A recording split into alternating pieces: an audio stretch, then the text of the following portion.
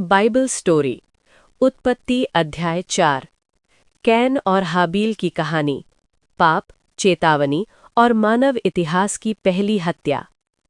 अदन की वाटिका से निकाले जाने के बाद आदम और हव्वा एक नई कठिन दुनिया में जीवन जी रहे थे। परिश्रम, पसीना और संघर्ष अब उनके जीवन का हिस्सा बन चुके थे। इसी संसार में हव्वा गर्भवती हुई और उसने अपने पहले पुत्र को जन्म दिया। उसने आनंद से कहा, मैंने यहोवा की सहायता से एक पुरुष पाया है, और उस बच्चे का नाम रखा गया कैन।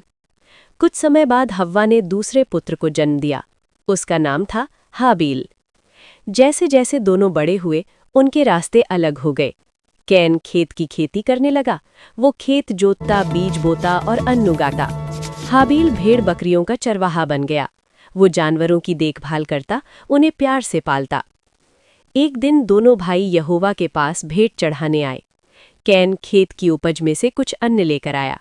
हाबील अपनी भेड़ों में से पहले उठे और सबसे उत्तम बछड़े और उनकी चर्बी लेकर आया।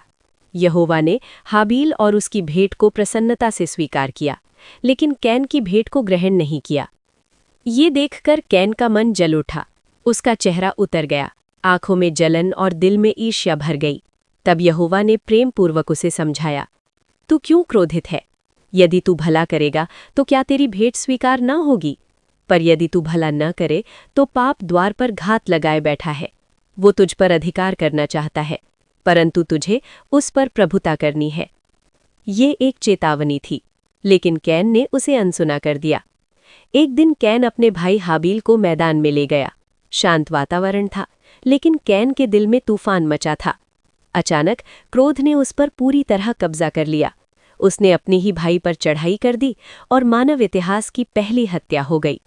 हाबील की निर्दोष जान मिट्टी में समा गई। यहोवा ने कैन से पूछा, तेरा भाई हाबील कहाँ है?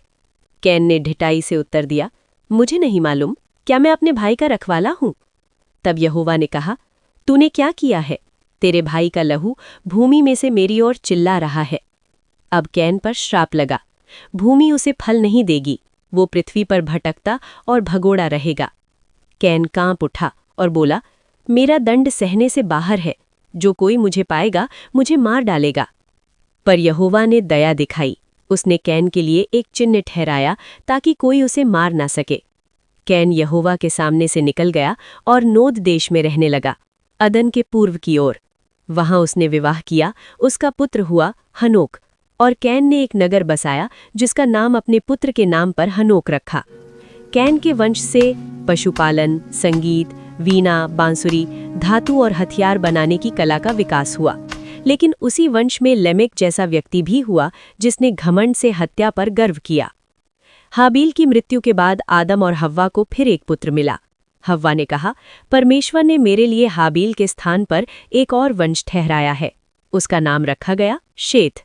शेत के पुत्र एनोश के समय से लोग यहोवा से प्रार्थना करने लगे। इस कहानी से सीख मिलती है।